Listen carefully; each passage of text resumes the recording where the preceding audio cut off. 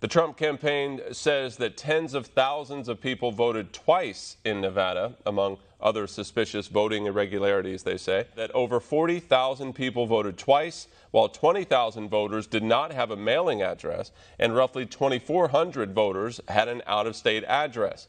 The Trump attorney also said a local news station found that 1,500 ballots were cast under dead people's names. Binal also argued that voting machines in Nevada's Clark County lacked proper security. The questions are, how did this happen? Who's responsible? And what do we do about it?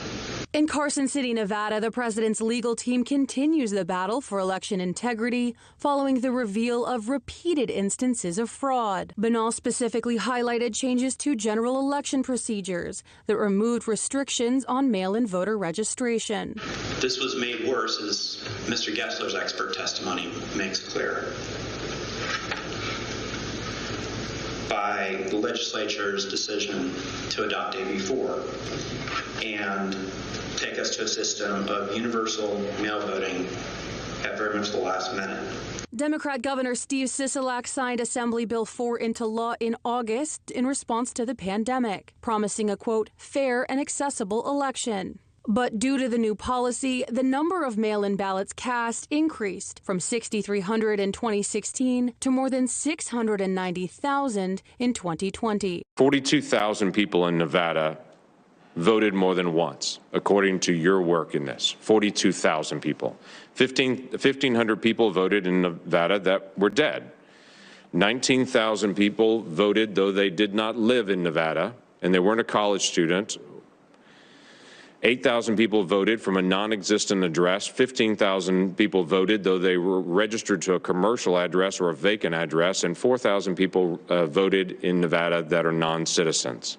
My question to you is, in my state, when someone votes twice, and we do have that occasionally, and about 50 times a year that actually occurs in our state, we prosecute individuals that vote twice. Of this 130,000 instances that you have identified from the 2020 election in Nevada, do you know of any prosecutions currently going on in Nevada for any voter fraud?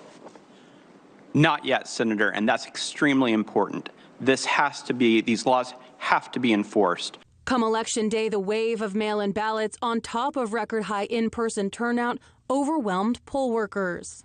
As a result, there was a system that was ripe for the picking when it came to fraud, and the fraud came.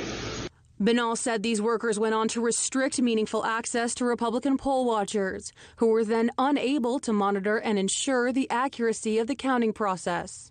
Election officials planned and implemented an election system that would be highly susceptible to fraud, that it would ignore the best practices developed over the years, and eschew meaningful observation.